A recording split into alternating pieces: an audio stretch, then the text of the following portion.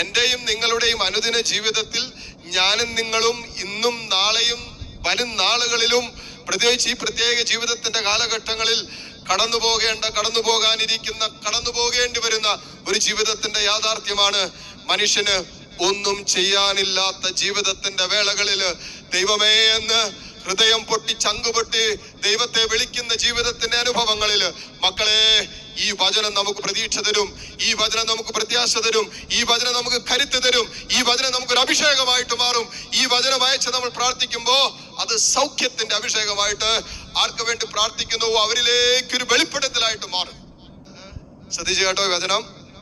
ജെറമ്യാ പ്രവാചകന്റെ പുസ്തകം 17-ാം അധ്യായം 14-ാമത്തെ തിരുവചനം. കർത്താവേ, എന്നെ സുഖപ്പെടുത്തണമേ, അപ്പോൾ ഞാൻ സൗഖ്യമുള്ളവനാകും.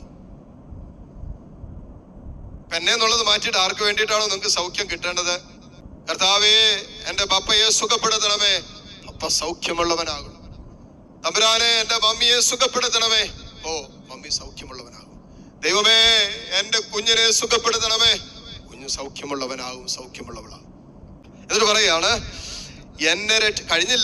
എന്നെ രക്ഷിക്കണമേ, അപ്പോൾ ഞാൻ രക്ഷപ്പെടും.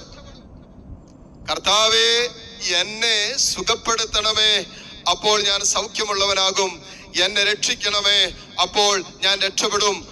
എന്നിട്ട് ഒരു വാക്കും കൂടി ഉണ്ട്, അതും കൂടി ചേർത്ത് വെക്കണം. അങ്ങ് മാത്രമാണ് എന്റെ പ്രത്യാശ. അങ്ങ് മാത്രമാണ് എന്റെ പ്രത്യാശ. ഓ ദൈവമേ, അങ്ങ് മാത്രമാണ് എന്റെ പ്രത്യാശ. ഈ വചനം കൊണ്ട് ബൈഹാർട്ട് ചെയ്ത് കർത്താവേ, ആ പേരുകൾ എന്നെ എന്നുള്ളടത്ത് ആ പേരുകൾ പ്രാർത്ഥിച്ചുകൊണ്ടിരിക്കും. വചനമയക്ക്, നിങ്ങള് വചനമയക്ക്. ഈശോ പറഞ്ഞില്ലേ, വചനമയച്ച് ഈശോ വചനമയച്ച് സുഖപ്പെടുത്തിയെന്ന്. വചനമയക്ക്. ഓ ദൈവമേ, അങ്ങ് മാത്രമാണ് ഞങ്ങളുടെ പ്രതീക്ഷ, അങ്ങ് മാത്രമാണ് ഞങ്ങളുടെ പ്രത്യാശ.